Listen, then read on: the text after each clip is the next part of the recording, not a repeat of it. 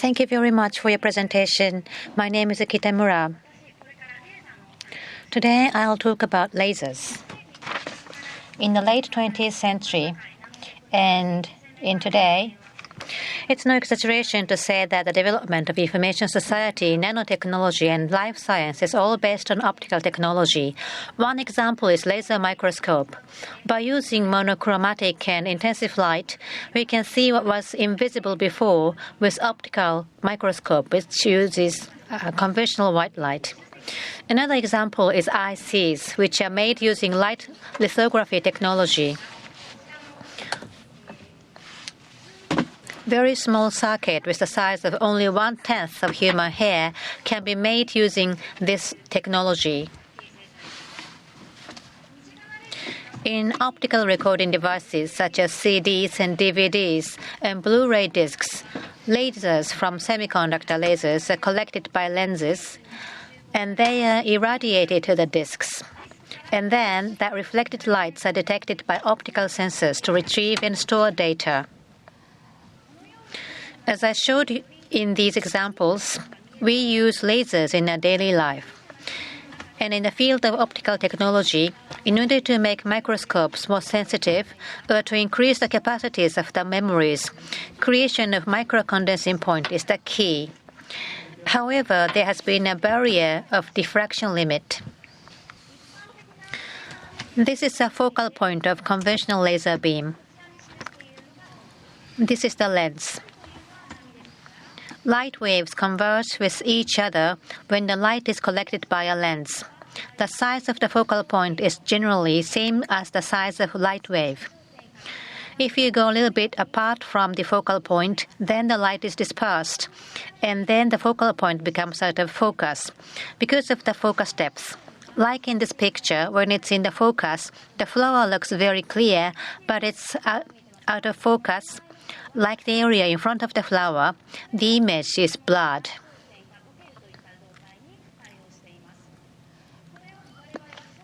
Generally, we call it focus depth.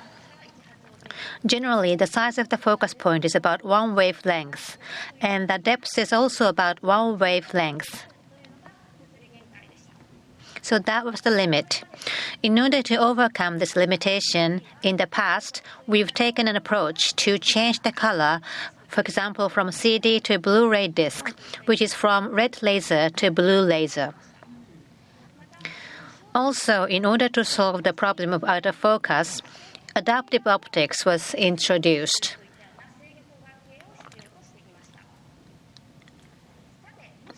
Now, it would be nice if we can create this kind of laser beam. With this, when laser light is collected by a lens, focal point smaller than a wavelength will be created, and there will be no out-of-focus issue because the focus depth is deep.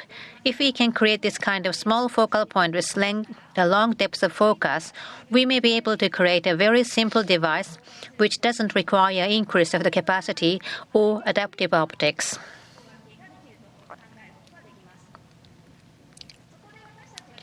So we are very much interested in donut beam. This beam is called radially polarized beam. The polarized light in the electric field is spreading radially from the center of the beam, as shown with those arrows. Polarized beam may be a difficult term, so let me explain.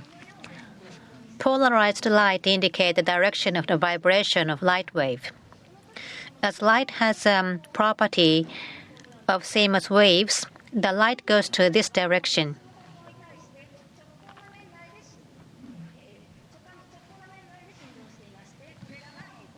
So those are the polarized light. We can't actually detect the polarization with our eyes, but these kind of glare-proof glasses are something related to polarized light. Sunlights are polarized to many different directions, and in hot summer days, sometimes windshield or of cars look dazzling, so you can't see inside of the car. This is because various polarized light reflected on the windshield reach to our eyes. But if you wear glare-proof glasses, you'll no longer see the glare and will be able to see interior of the car. Because those glasses allows only polarized light to one direction to reach your eyes. So this kind of polarized light is very important in creating donut beam. The single robe, which is used for laser beam, is one direction. On the other hand, in donut beam, the polarized light is dispersed radially. Therefore, at the center of the beam, there is a very specific area, and that's why it looks like a donut. Now let's look at the property of the polarized beam. Now let's recall the vector that we learned at high school. The polarized light is described by those black arrows. By using the lens with high aperture, when the light is collected with this kind of lens, then the polarization will go this way. So let's apply the resolution of vector. This is the radial component, and this is the longitudinal component. Near the focal point, they converge with each other, the converge of the vector. And the radial component goes opposite to the beam axis, so they offset with each other. On the other hand, the longitudinal component are at the same direction, so they intensify with each other. As a result, even if we introduce the light as a donut beam, this has an intensity on the beam axis. So this is a very unique property. Now let's focus on the longitudinal component. When we collect the lights using the lens, the radial component is also shown here. The radial component becomes bigger. If the radial component is bigger, it becomes difficult to collect the longitudinal component. So our idea is to suppress the radial component. Then the focal point becomes very small, or 0.4 wavelength. So it is less than 1 wavelength. Half a wavelength. And if you go apart from the focal point, it can maintain the focus point. So it means it has a very long focal depth.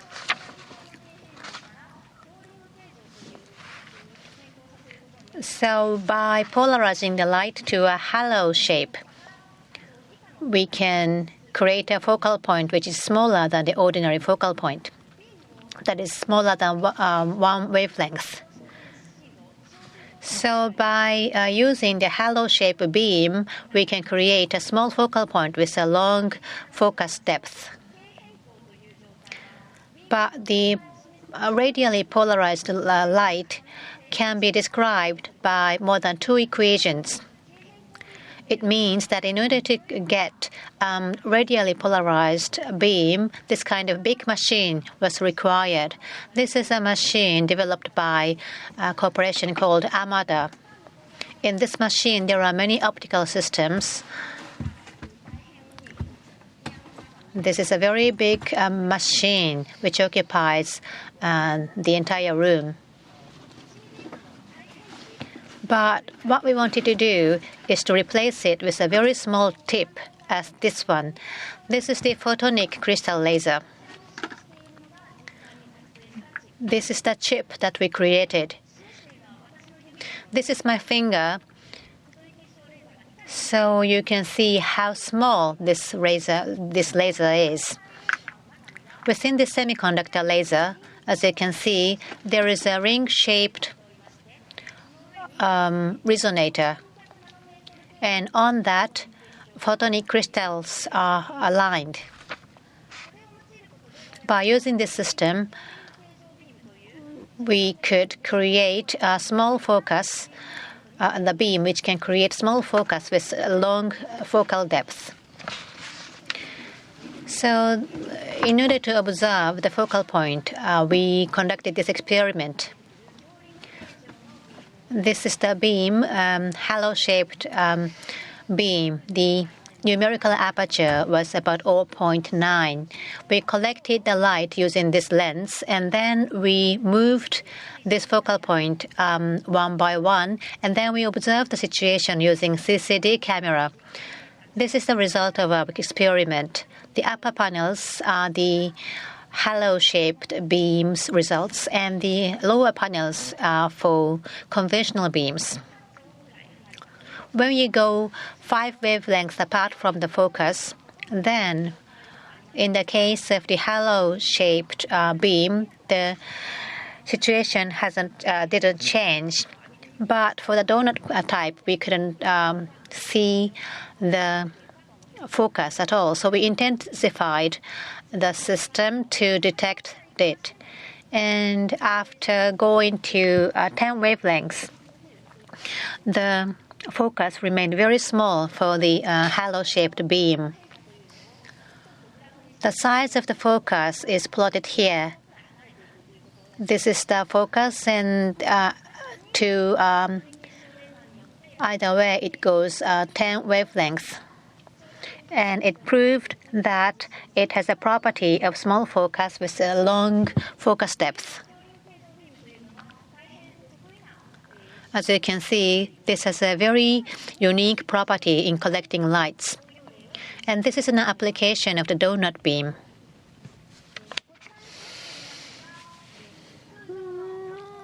This is the single robe beam. This is a conventional one. And this is the donut-shaped beam. And the experiment here is to capture the tungsten.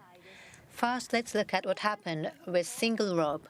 As the light approaches, as the metal reflects light, we couldn't capture the metal tungsten. But on the other hand, in the case of the donut beam,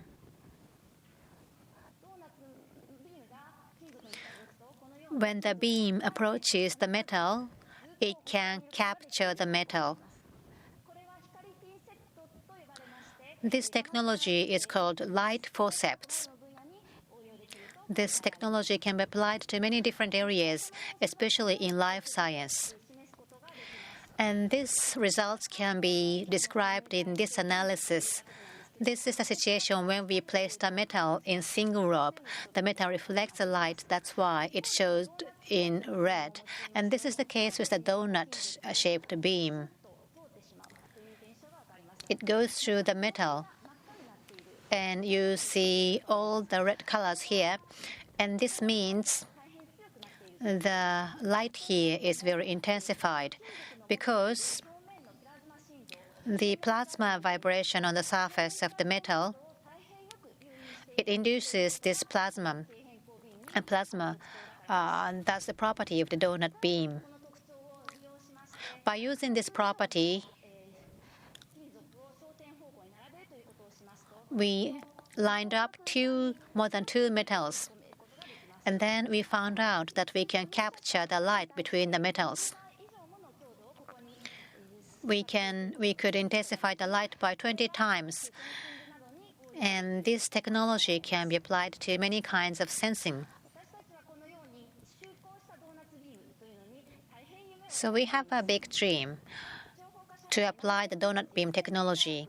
It can be used in information society, nanotechnology, and life science. By using small focus point, we can make contribution to laser microscopes or light lithography because we can intensify the lights. We can make it more sensitive, and also we can capture, rotate, or manipulate the subjects.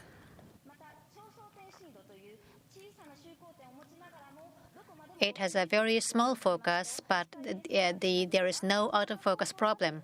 Therefore, with the technology, we will be able to process the items to very deep. So we have made research with a big dream. And this is a research center of Dr. Noda that I have introduced to you. I was a member of this team until February this year. So lastly, I'd like to thank all the parties who had cooperated with me in this research. In Dr. Noda's laboratory, they are conducting researches of photonic crystal laser. So let me briefly explain what they are doing in their research. This is a different type of laser from the halo type one. They are lined in 2D way. By using these round crystals, we can get a donut beam. But if those are triangle, then we can get a single row beam. The single row beams has a very strong power. The maximum output is 1.5 watt. 1.5 watt. Maybe you cannot understand how big it is. So this is a very nice demonstration to show how big it is. This is just a simple black paper, and when we place a photonic crystal laser, and then we switch it on, then this black paper burns.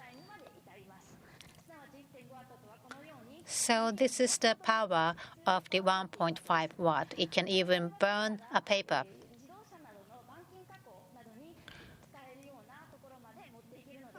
Our hope is to develop this technology so that it can be used for the metal processing in car manufacturing.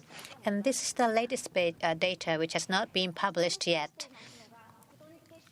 This is the photonic crystal, but this is a different one. As you can see, the position of the crystal, photonic crystal, is changed. And by using it, we switch on the electrode.